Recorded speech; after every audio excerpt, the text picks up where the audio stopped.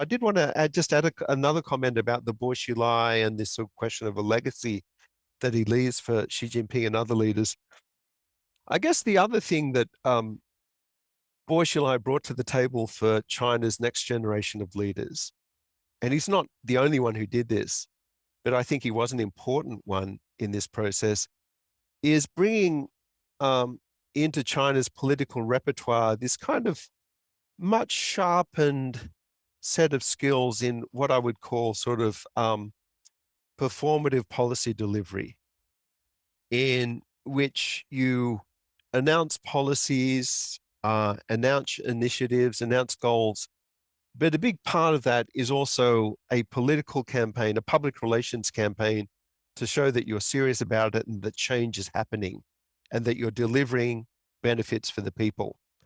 And, that sort of campaign style of performative policy delivery is certainly not a new thing in China. It goes back decades.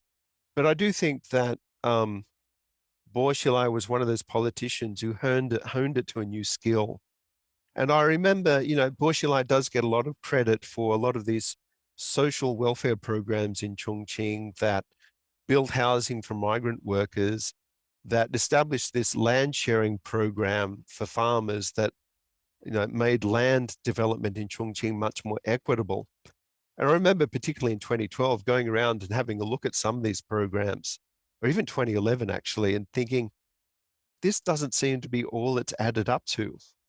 In particular, this land sharing, this land redistribution program that got a lot of national press in China, the DPR program.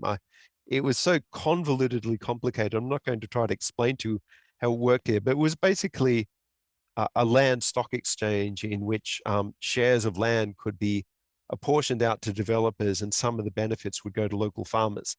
It sounded like a great idea, but you would go to these areas where this program was supposed to be going gangbusters, and the farmers would not have heard about it. And not just at one village, but the next village and the next village. And people would say, well, occasionally people will say, well, I've heard a little bit about it, but I have no idea what it is. And then you would go into the land stock exchange itself, and it was completely moribund.